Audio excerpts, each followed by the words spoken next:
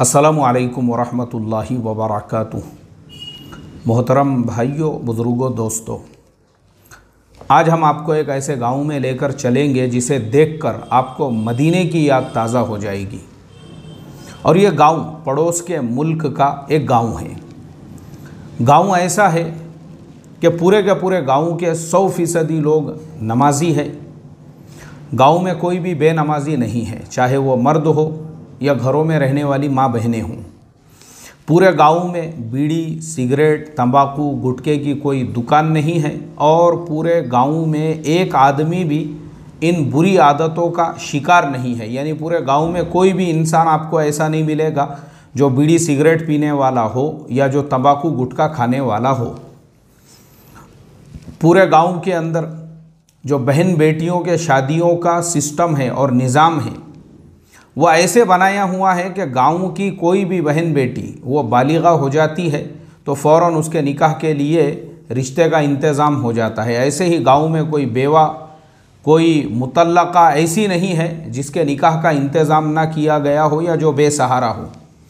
पूरे गांव के अंदर कब्रस्तान में कब्रें भी जो है एक जैसी बनी हुई है। ऐसा नहीं है कि किसी की कब्र अलग और किसी की कब्र अलग, एकदम तरतीब के साथ में एकदम सादी सिंपल कब्रें, पूरे गांव की कब्रें एक जैसी बनी हुई हैं। यानी गांव के जो मैयतें हो जाती हैं। गांव का ये माहौल किसने बनाया और कैसे बना, हैरत करोगे आप कि एक इखलास वाले आलिम दीन की मेहनत ने। मेरे जुमले पे ध्यान दो।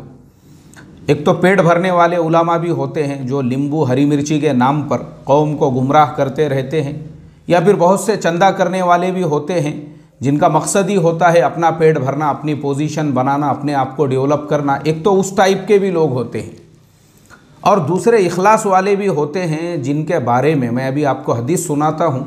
अल्लाह के नबी सल्लल्लाहु अलैहि वसल्लम ने ऐसे उलामा के बारे में क्या कहा है। मिशकात शरीफ की हदीस है। हज़रत अनस रज़ी अल्लाह ताला अन्हु उसके रावी है और नबी करीम सल्लल्लाहु अलैहि वसल्लम ने उनसे कहा कि अनस, सबसे ज़्यादा सखी कौन है? कहा, अल्लाह के नबी, ये तो अल्लाह और उसका रसूल ही जानते हैं। अल्लाह के नबी सल्लल्लाहु अलैहि वसल्लम ने फरमाया, अनस, सबसे ज़्यादा सखी अल्लाह तबारक व तआला की ज़ात है।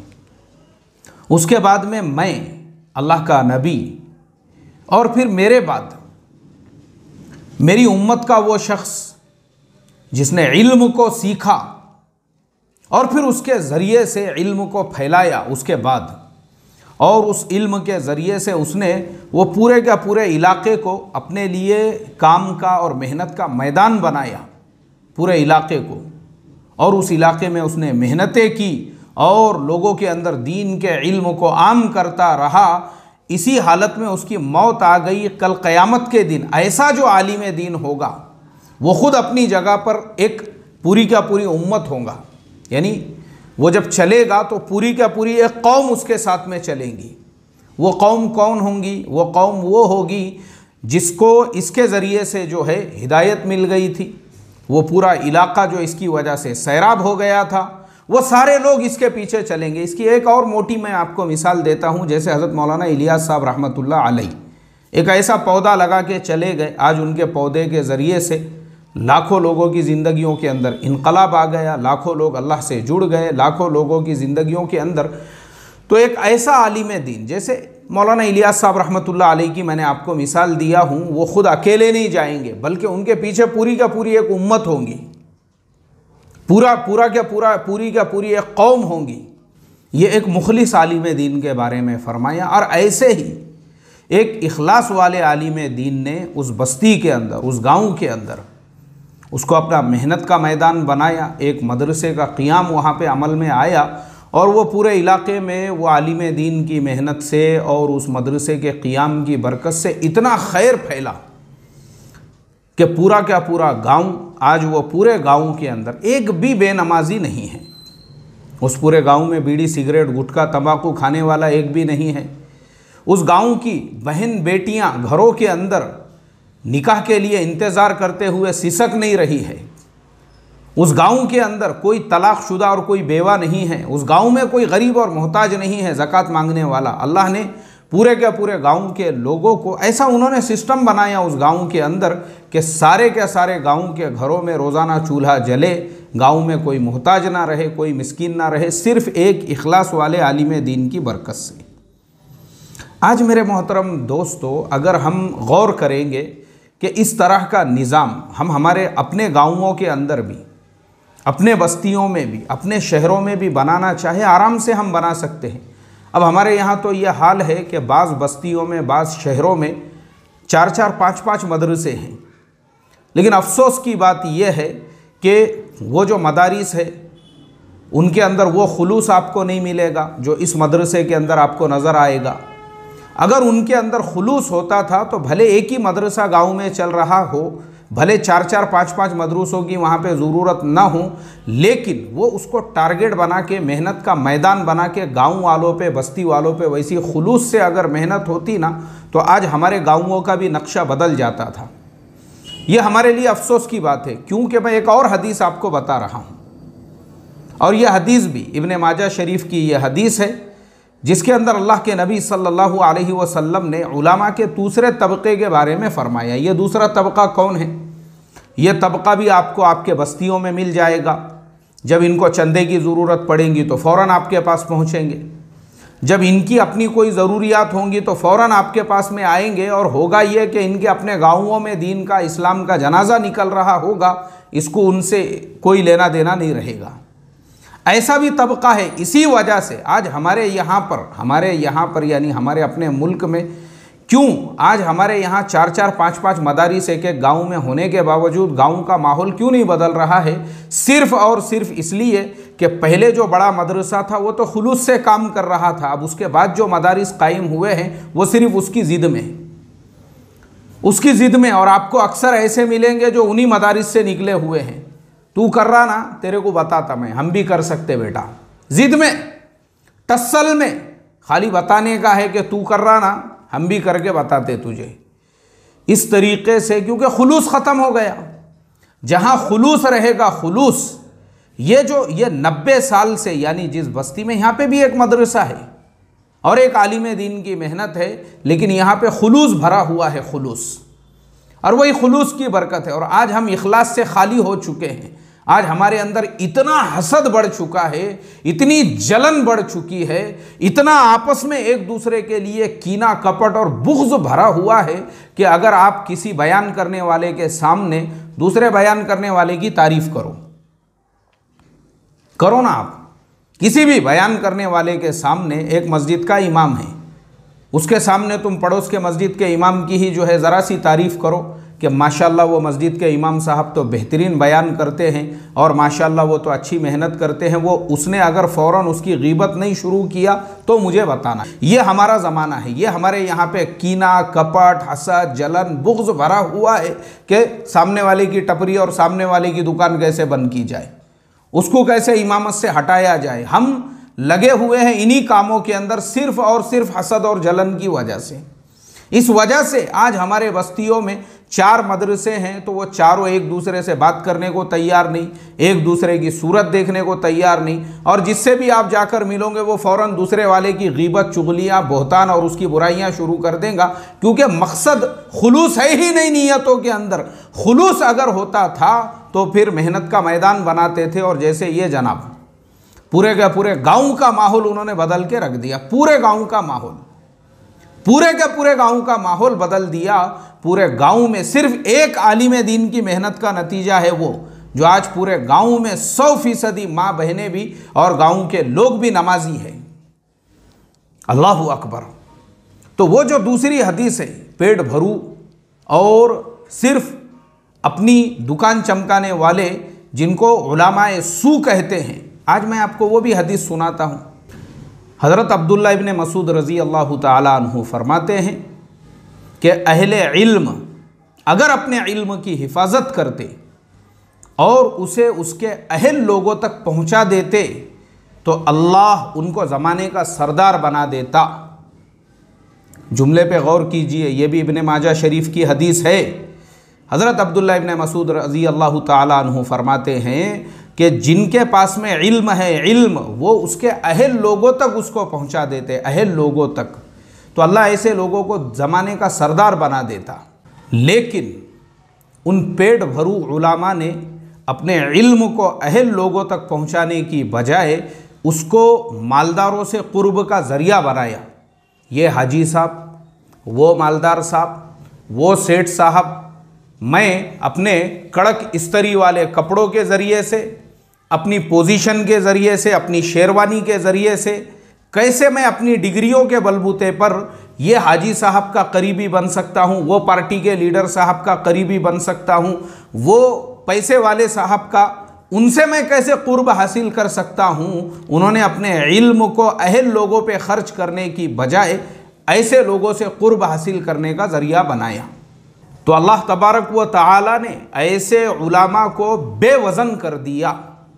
आज मुझे आप बताइए, हम जो मार्केट में देखते हैं आज जो उलामा का हाल है, जो लोग अपने आप को अहल और उलामा कहते हैं, ये उलामाए सू है जिनको अल्लाह ने बेवज़न कर दिया। बेवज़न सिर्फ इनकी इन्हीं हरकतों की वजह से कि इन्होंने अपने इल्म को ज़रिया बनाया मालदार लोगों से कुर्ब हासिल करने का, मालदार लोगों की चमचागिरी करने का, हाजी साहब हाजी साहब हाजी साहब करने का। इसी वजह से अल्लाह तबारक व ताला ने इनको ज़लील ख़ार और बेवज़न कर दिया।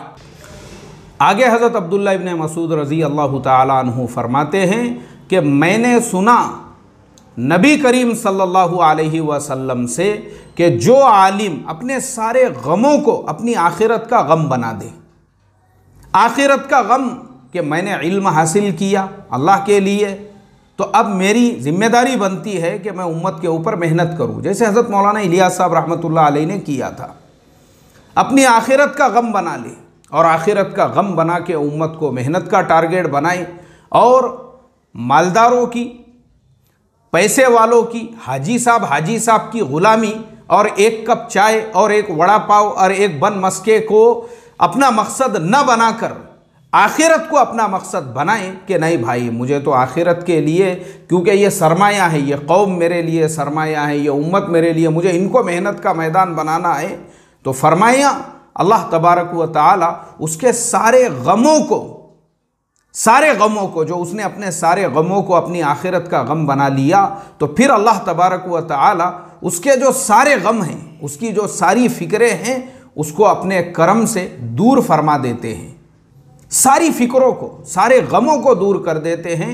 और वो आलिम, दूसरा आलिम पेट भरू, वो अगर मालदारों की कुर्ब हासिल करने में, पैसे वालों के करीब जाने में, यानी इसका जो गम है उम्मत नहीं है, बल्कि इसका गम सिर्फ ये है, ये हाजी साहब को कैसे मैं राज़ी करूं, वो करोड़पति साहब को मैं कैसे राज़ी करूं, वो पार्टी में मैं कैसे घुसूं, ये यहाँ पे जाके मैं अपनी पोजीशन कैसे बनाऊं, और बस उसी में लगा हुआ है। उसका गम सिर्फ यही है। और वो ये देख रहा है कि फ़लाने हाजी साहब फ़लाने आलिम के करीब जा रहे हैं, तो फ़ौरन दुम हिलाते हुए वहाँ पे पहुँच गए और उनके दिल में उसके लिए बदगुमानियाँ और गलत फहमियाँ पैदा करने में लग गए, क्योंकि इसका मकसद ही ये है दुनिया में अपनी पोजीशन बनाना, पैसे वालों का कुर्ब हासिल करना और चमचागिरी करना और उनके आगे पीछे, क्योंकि इसने इसी को मकसद बनाया, इसी को। तो फिर फरमाया अल्लाह तबारक व ताला को ऐसे आलिम से कोई लेना देना नहीं है, जाके किस वादी में हलाक हो जाए और किस वादी में जाके मर जाए। मोहतरम दोस्तों, ये हदीस मैंने आप लोगों को इसलिए सुनाया हूँ, ये बताने के लिए कि वो एक आलिम दीन जिन्होंने उस गांव के अंदर मेहनत की, उस गांव को मेहनत का, क्योंकि उन्होंने अपने सारे गमों को, गांव वालों की फ़िक्र का गम वो अपना मकसद बनाया। उन्होंने, अल्लाह ने उनकी फ़िक्रों पर उस पूरे गांव में ऐसा माहौल पैदा कर दिया जो आज हमारे लिए एक मिसाल है। और हमारे यहाँ पे भी सैकड़ों की तादाद में ऐसे उलामा आपको मिलेंगे, लेकिन उनको कोई लेना देना नहीं है गांव की फ़िक्र से, उनको कोई लेना देना नहीं है बस्ती के हालात से, वो अपनी पोजीशन बनाने में लगे हुए हैं। अल्लाह हिफाजत फरमाए। इसीलिए आज के ज़माने में भी अगर कोई करना चाहे बहुत कुछ कर सकता है, लेकिन उसके अंदर उम्मत का दर्द होना चाहिए, उम्मत का गम होना चाहिए, उसके अंदर फ़िक्र होना चाहिए। ये नहीं है कि दूसरे के सामने की रिकाबी को मैं मेरे सामने कैसे खींचूं, दूसरे के मदरसे में जाने वाले चंदे को मैं मेरी तरफ कैसे डाइवर्ट करूं, और फलाने मदरसे के जो खैरखा हाजी साहब हैं उनके पास जाके वो मदरसे के बारे में कैसे गलत फहमियाँ और बदगुमानियाँ उनके अंदर भर दूँ। ये अगर मकसद होगा तो फिर वही हाल होगा जो भारत के मुसलमानों का आज हुआ है, सिर्फ़ और सिर्फ ऐसे पेट भरू उलमाए सू की वजह से, जिनको अपनी पोजीशन बनाने की, अपना मकाम बनाने की, अपना मर्तबा बनाने की, पार्टियों में जगह तलाश करने की और तंजीमों और तहरीकों का सदर और बड़े बड़े खिताब की फ़िक्र पड़ी हुई है। उम्मत से उनको कोई लेना देना नहीं, वरना आज मुसलमानों का हाल इस मुल्क में ये नहीं होता था। बल्कि आप सोचो, एक अगर आलिम अगर अपने गाँव की फ़िक्र कर लेता ना, तो गाँव का नक्शा ही कुछ और होता था।